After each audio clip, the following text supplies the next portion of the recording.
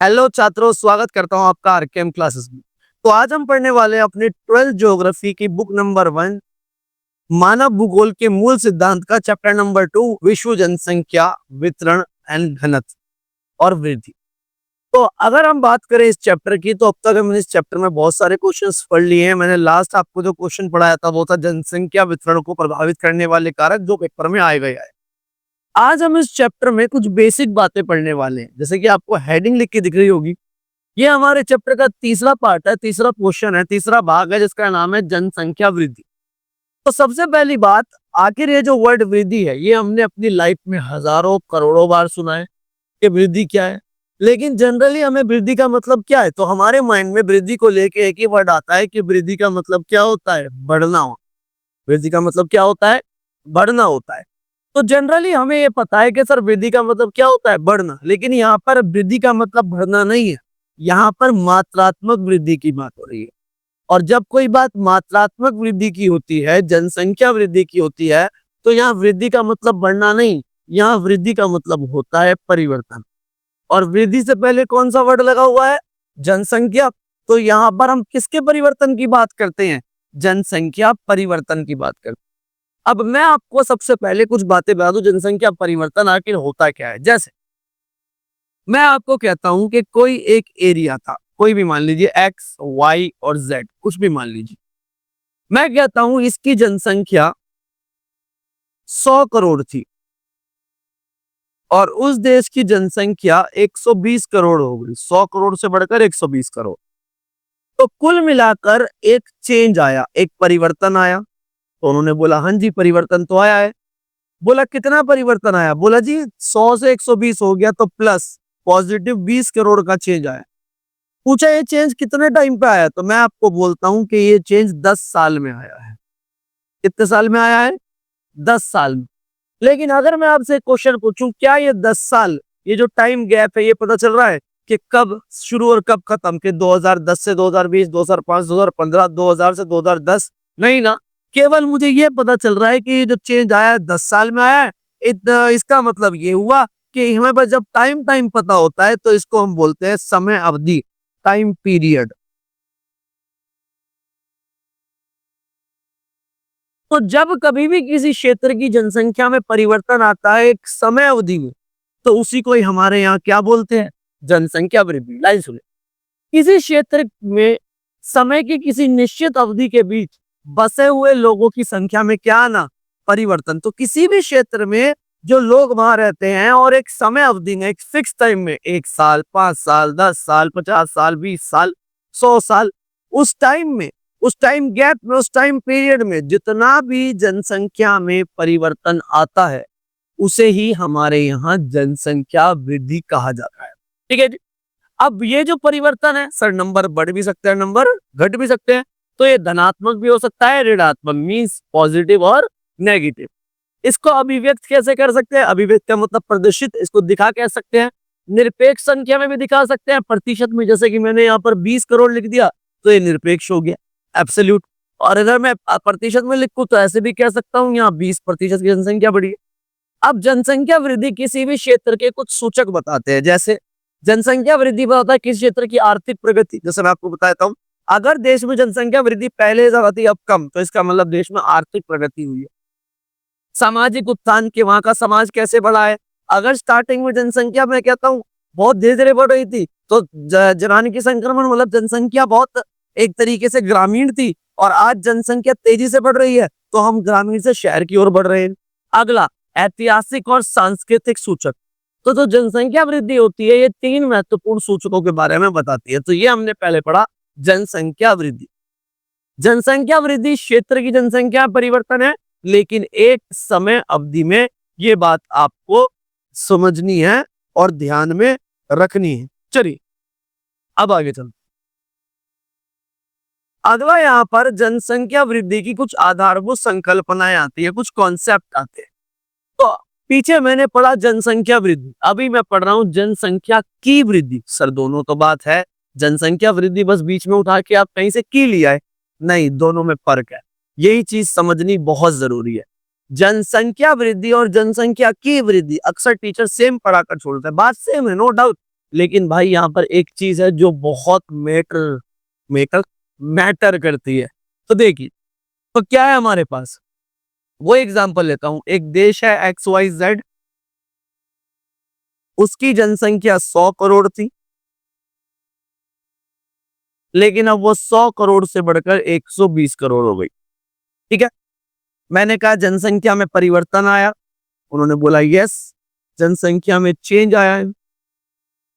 बोला ये जो परिवर्तन आया है कितने का, मैंने बोला प्लस 20 करोड़ का। 20 करोड़ जनसंख्या पॉजिटिव बढ़ गई, धनात्मक। तो भैया यहां पर जो जनसंख्या बढ़ी, उन्होंने पूछा कितने साल, मैंने कहा जी 10 साल। लेकिन कहानी में ट्विस्ट है, बोला गया ये जो 10 साल है, ये 10 साल जैसे 200 करोड़ जनसंख्या 2011 में थी, और ये जो 120 करोड़ हो गई बढ़कर, ये हो गई 2021 में। तो है तो 10 साल का ही गैप, लेकिन यहां मुझे एक समय बिंदु दिख रहा है, एक टाइम पॉइंट दिख रहा है जब से मैंने शुरू किया, और एक समय बिंदु मुझे यहां पर दिख रहा है जब तक मैं उस जनसंख्या को देख रहा हूं कितना चेंज हो रहा है। तो समय के दो बिंदु के बीच कितना गैप आया, 10 साल। तो जब समय के दो बिंदु के बीच का वक्त हमें पता होता है, तो उसे समय अवधि नहीं कहा जाता, उसको कहा जाता है समय अंतराल। क्या कहा जाता है जी, समय अंतराल। देखा जी कितना बड़ा गैप, वो डाउट है हमारे पास, डाउट कह रहा सॉरी, डिफरेंस है इन दोनों के बीच में। तो जनसंख्या वृद्धि में सिर्फ समय अवधि पता चलता है, लेकिन जनसंख्या की वृद्धि में हमें क्या दिखता है, समय अंतराल। तो इसी समय अंतराल में जब जनसंख्या में परिवर्तन आता है, उसी को बोलते हैं जनसंख्या की वृद्धि। बेसिक डिफरेंस, जनसंख्या वृद्धि और जनसंख्या की वृद्धि। लाइन सुन, समय के दो अंतरालों के बीच एक क्षेत्र विशेष में होने वाली जनसंख्या के परिवर्तन। समय के दो अंतरालों के बीच, दो अंतराल, 1 एंड 2, कितना अंतराल, 10 साल। अगला, जनसंख्या की वृद्धि दर क्या है, दर का मतलब होता है रेट। तो जब जनसंख्या वृद्धि, जनसंख्या की वृद्धि को हम प्रतिशत, परसेंटेज में दिखाते हैं, तो उसी को बोलते हैं जनसंख्या की वृद्धि। तो जनसंख्या में परिवर्तन जो प्रतिशत में क्या किया जाता है, व्यक्त। व्यक्त का मतलब उसको प्रेजेंट किया जाता है। जैसे इस एग्जांपल के अकॉर्डिंग अगर मैं लिखूं 20% पॉपुलेशन बढ़ी है, तो ये जनसंख्या की वृद्धि दर कहलाएगी। आगे आते हैं, बेसिक कॉन्सेप्ट है बहुत। जनसंख्या की प्राकृतिक वृद्धि का मतलब क्या होता है, प्राकृतिक, प्रकृति का मतलब नेचुरल। जनसंख्या नेचुरली कैसे बदल सकती है भाई, नेचुरली या तो हम पैदा होते हैं या तो हम क्या होते हैं, मरते हैं। समझना मेरी बात को, हमारी फैमिली या तो किसी के जाने से छोटी हो सकती है, भगवान के पास चला गया, अल्लाह के पास, खुदा के पास चला गया उसकी वजह से, और या तो कोई जन्म लेके बच्चा पैदा हुआ है हमारे घर में, तब फैमिली बढ़ सकती है नेचुरली। ठीक है जी, तो क्या है जनसंख्या की प्राकृतिक वृद्धि। तो जनसंख्या की जो प्राकृतिक वृद्धि है, जनसंख्या में जो चेंज नेचुरली आता है, वो दो वजहों से, या तो बर्थ या तो डेथ। क्या कहता है, क्षेत्र विशेष में दो समय अंतरालों के में जन्म और मृत्यु के अंतर से बढ़ने वाली जनसंख्या। किसके अंतर से, जन्म और मृत्यु। इसलिए इसका फॉर्मूला है प्राकृतिक वृद्धि इज इक्वल टू जन्म माइनस में क्या है, मृत्यु। याद रखना, पेपर में एमसीक्यू आएगा। आगे, धनात्मक वृद्धि क्या है, धनात्मक का मतलब जनसंख्या का बढ़ना। तो धनात्मक वृद्धि कब हो सकती है, धनात्मक वृद्धि तब होगी जब देश में जन्म दर ज्यादा है और मृत्यु दर कम। तो कहता है जब दो समय अंतराल के बीच जन्म दर मृत्यु दर से क्या होती है, अधिक होती है। और एक और चीज की वजह जनसंख्या बढ़ती है, जब अन्य देशों से लोग स्थायी रूप से उस देश में प्रवास कर जाएंगे। जैसे फॉर एन एग्जाम्पल, प्रवास कर जाए का मतलब तो दिल्ली है, लोग यूपी से, बिहार से, हरियाणा से, राजस्थान से यहाँ पर आ जाते हैं, तो यहाँ की जनसंख्या घट रही है या बढ़ रही है, तो सर यहाँ की जनसंख्या बढ़ रही है। तो यहाँ पर स्थायी रूप से क्या हो गया, प्रवास, और जनसंख्या बढ़ गई। अगला, ऋणात्मक, उल्टा कर दो सर, अब यहाँ पर जो जन्म है वो कम हो गया और जो मृत्यु है वो क्या हो गई, ज्यादा, और अब लोग यहाँ से प्रवास कर गए। जब जन्म दर मृत्यु दर से कम हो जाए और जब देश के लोग स्थायी रूप से प्रवास कर जाएं, जब देश के लोग स्थायी रूप से क्या कर जाएं, प्रवास कर जाएं किसी दूसरी जगह पर। जैसे हमारे यहाँ पर परमानेंटली इंटरनेशनल माइग्रेशन या प्रवास होता है, अंतर्राष्ट्रीय प्रवास। जैसे लोग कनाडा चले जाते हैं, यूएस चले जाते हैं, सऊदी अरब चले जाते हैं, गल्फ कंट्री, प्रायद्वीपीय देशों में चले जाते हैं, तो वो प्रायद्वीपीय कह रहा हूँ सॉरी, खाड़ी देशों में चले जाते हैं। तो ऐसे टाइम पर हमारी जनसंख्या घटने लग जाती है। अगला आता है वास्तविक वृद्धि। जनसंख्या की वास्तविक वृद्धि मतलब रियलिटी में जनसंख्या में कितना चेंज हुआ है। देखो, लोग मरते रहते हैं, पैदा होते रहते हैं, एरिया छोड़ते रहते हैं, आते रहते हैं। तो क्या कहता है, वास्तविक वृद्धि में फॉर्मूला होता है जन्म माइनस मृत्यु, बट बीच में प्लस हो जाता है अप्रवास। आप्रवास का मतलब होता है आना और उत्प्रवास का मतलब होता है जाना। तो जब किसी भी क्षेत्र की आपको एग्जैक्ट जनसंख्या में परिवर्तन पता करना हो तो आप फॉर्मूला यूज करेंगे जन्म माइनस मृत्यु प्लस आप्रवास माइनस उत्प्रवास, आने वाले और जाने वाले। इंपॉर्टेंट फॉर्मूला है, एमसीक्यू में आ सकता है, तो ध्यान रखना। ये थी हमारी बेसिक संकल्पनाएं जनसंख्या वृद्धि को लेकर। चलिए चलिए जी, अब हमारे पास जो क्वेश्चन आता है उस क्वेश्चन का नाम है जनसंख्या परिवर्तन के घटक। जनसंख्या परिवर्तन के घटक, घटक का मतलब होता है पार्ट्स, कंपोनेंट्स, कि आखिर जनसंख्या में जो परिवर्तन आया है वो कितनी वजह से आता है। देखो ये जनसंख्या 3 वजह से बदल सकती है, घट भी सकती है, बढ़ भी। या तो जन्म, पैदा होने की वजह से, दूसरा मृत्यु, मरने की वजह से, और तीसरा प्रवास, आने वाले और जाने वालों की वजह से। कॉन्सेप्ट बहुत इंपॉर्टेंट है, टॉपिक के साथ देखेंगे इस। तो पहला, जनसंख्या परिवर्तन 3 वजह से होता है। पहला जन्म, मृत्यु और प्रवास, जिसमें पहला पॉइंट है जन्म। जन्म को कैसे नापते हैं? तो जन्म को नापने के लिए एक विधि का इस्तेमाल किया जाता है और विधि का नाम है अशोधित जन्म दर, मतलब CBR, जिसको इंग्लिश में कहा जाता है क्रूड बर्थ रेट। इससे देश के अंदर नापी जाती है जन्म दर, अशोधित जन्म दर। ये बात आपको याद रखना। अशोधित जन्म दर का फॉर्मूला क्या होता है? अशोधित जन्म दर का फॉर्मूला होता है किसी वर्ष विशेष में जीवित जन्म, मतलब एक साल में जो बच्चे जन्म लिए हैं वो जीवित है, ठीक है, जीवित जन्म देखेंगे। और अगला, किसी वर्ष विशेष के मध्य स्त्री जनसंख्या के उस साल में, जिस साल में आप बर्थ रेट नाप रहे हो, वहां पर स्त्री जनसंख्या कितनी थी, और उसको इंटू कर देंगे 1000 से। इसका मतलब क्या हुआ? इसका मतलब हुआ कि इसका मापन होता है प्रति 1000 स्त्रियों पर, 1000 महिलाओं पर द्वारा जन्म दिए गए जीवित बच्चों के रूप में व्यक्त किया जाता है। कि मतलब उस साल पर 1000, पर 1000, प्रति 1000 स्त्रियों ने कितने बच्चों को जन्म दिया, इसी को बोलते हैं जन्म दर। 3 बातें याद रखनी है। फॉर्मूला है अशोधित जन्म दर, तो ये यहाँ पर आप देख सकते हो कि एक साल में जितने जीवित जन्म हुए हैं उसी साल में कितनी स्त्री जनसंख्या, उसे इंटू कर देंगे 1000 और इसको नापेंगे प्रति 1000 स्त्रियों पर जीवित जन्मों की संख्या। आगे आ जाइए। जन्म से ज्यादा इंपॉर्टेंट होता है मृत्यु। जन्म से ज्यादा इंपॉर्टेंट होता है मृत्यु। मृत्यु की वजह से भी जनसंख्या में बहुत परिवर्तन आता है और किसी भी देश में सबसे मेनली मृत्यु दर होता है। आपको पता है जन्म लेने में 9 महीने लगते हैं और मृत्यु में 9 सेकंड भी नहीं लगते। 9 महीने लगता है एक जान को इस दुनिया में आने, और 9 महीने में कितनी जानें इस दुनिया में चली जाती है। समझे आप मेरी बात? यहीं पर एक बात समझ आई ना एक तरीके से, कि मतलब किसी चीज को बनना कितना मुश्किल है, कितना मतलब लंबी प्रोसेस है किसी भी चीज को बनने में, और उस चीज को खत्म होने में एक क्षण नहीं लगता। तो बनाना इज वेरी हार्ड। और चलो देखो, अगली बात यहां पर आती है सर कि क्या कहलाती है मृत्यु दर। तो जैसे जन्म दर निकालने का फॉर्मूला होता है वैसे ही मृत्यु दर निकालने का फॉर्मूला होता है। तो मृत्यु दर का फॉर्मूला है, जो विधि है अशोधित मृत्यु दर, दैट इज CDR। और CDR का मतलब होता है क्रूड डेथ रेट। और इसका फॉर्मूला होता है किसी वर्ष में मृतकों की संख्या, उस साल में कितने लोग मरे हैं, और किसी वर्ष विशेष के मध्य जनसंख्या के उस साल के अंदर कितने जनसंख्या थी। मरेगा स्त्री भी और मरेगी पुरुष भी, वो अलग बात है, पुरुष मरने से पहले ही मर जाता है। चले, और इसे इंटू कर देते हैं 1000 से। अगला, इसको मापते कैसे है सर? तो इसका मापन होता है 2 मिनट रुकिए जरा, इसकी सही से हमारे पे स्लाइड, हाँ ठीक है, सॉरी। तो इसका मापन कैसे होता है? तो इसका मापन भी होता है प्रति 1000 जनसंख्या पर एक वर्ष में मृत्यु की संख्या के उस साल प्रति 1000 जनसंख्या में कितने लोग मरे हैं, उसी को बोलते हैं हमारे यहाँ पर मृत्यु दर। अब ये याद रखना, मृत्यु दर जनसंख्या परिवर्तन में सक्रिय भूमिका निभाता है। मैंने बताया जन्म लेने में 9 महीने और मरने में 9 सेकंड भी नहीं लगते। अगला, जनसंख्या वृद्धि। हमने आज तक क्या सीखा है? हमने तो यह सीखा है सर कि जनसंख्या अगर बढ़ेगी वो तभी बढ़ेगी जब जन्म दर ज्यादा होगी और मृत्यु दर क्या होगी? कम। अरे ऐसा थोड़ा ही है।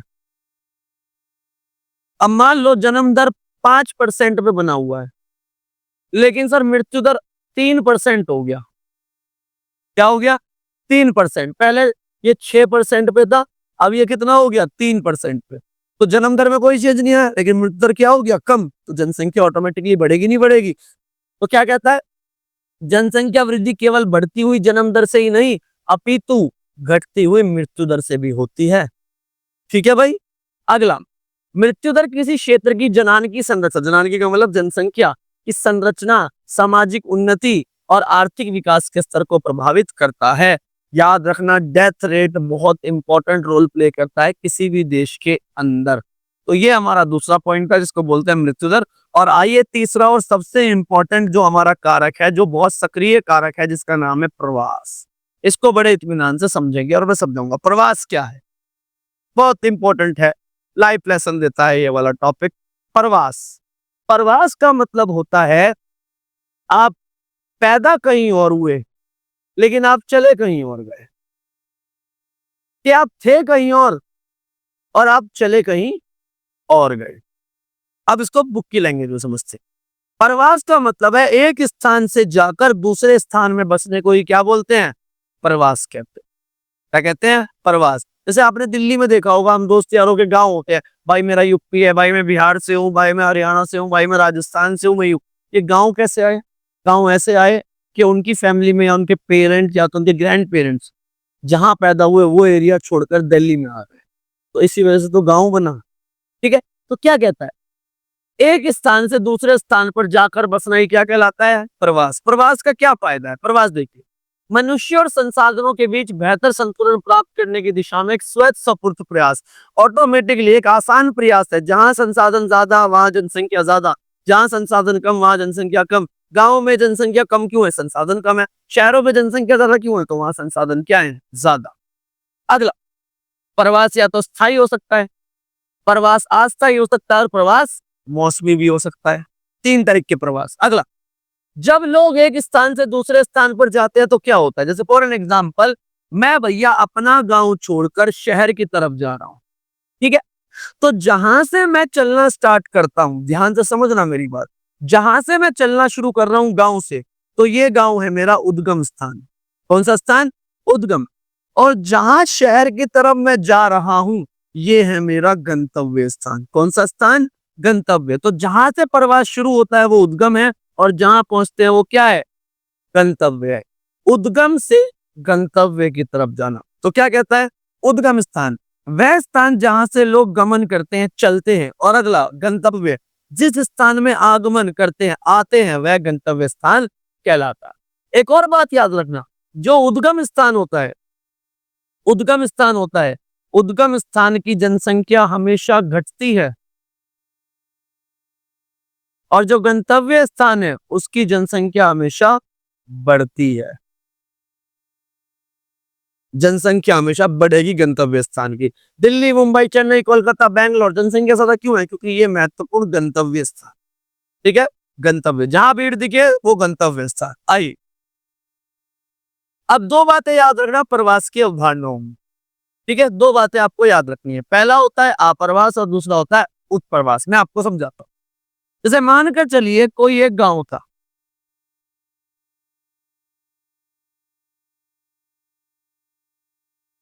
और यह है एक शहर।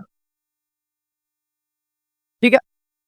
मैं कहता हूं कि एक व्यक्ति गांव छोड़कर शहर की तरफ प्रस्थान कर गया, तो जब वो गांव से चला तो वो है उद्गम, और जब वो शहर की तरफ गया तो उसे क्या बोलेंगे, गंतव्य। ये बात याद रखना, कोई भी व्यक्ति जब तक कहीं से नहीं निकलता जब तक उसके पास उसका गंतव्य नहीं होता। तो अगर कोई व्यक्ति छोड़कर जा रहा है तो इसका मतलब उसके दिमाग में, उसकी नजरों में पहले से ही कोई गंतव्य है, कोई जगह है जहां वो रुकेगा, जहां वो ठहरेगा, जहां उसको जाना है, जहां उसको रहना है। ये बात आप याद रखना, बेवजह कोई व्यक्ति छोड़ता नहीं है एरिया। अगला, जहां से बंदा गंतव्य करता है वहां पर हम उसे बोलते हैं उत्प्रवास। क्या बोलते हैं, उत्प्रवास। और जहां बंदा गंतव्य करता है वहां पर उसको कहा जाता है आप्रवास। क्या बोला जाता है, आप्रवास। तो अगर मैं आपको ये बोलूं कि गांव के लोग इस व्यक्ति को क्या बोलेंगे, तो गांव के लोग इस व्यक्ति को बोलेंगे उत्प्रवासी, जो छोड़कर चला गया। ठीक है। और शहर के लोग इस व्यक्ति को क्या बोलेंगे, तो शहर के लोग इसको बोलेंगे आप्रवासी। अब और अच्छे से याद रखो, जो जाने वाला होता है, जो जाने वाला है वो है उत्प्रवास, जो जाने वाला है वो उत्प्रवास, और जो आने वाला है वो आप्रवास। क्योंकि जाने वाला जाकर रहता है और आने वाला आकर रहता है। मतलब सर, किसी दूसरे क्षेत्र में जाकर बसना उत्प्रवास और किसी दूसरे क्षेत्र में आकर बसना आप्रवास। तो जाकर उत्प्रवास होता है और आकर आप्रवास होता है। बिहार से व्यक्ति दिल्ली में आया तो सर दिल्ली में उसने क्या करा है, आकर दिल्ली में रहा है, तो यहां पर आप्रवास। बिहार से जाकर दिल्ली में रहने लगा तो सर बिहार से जाकर, तो बिहार से उसने क्या किया है, उत्प्रवास किया है।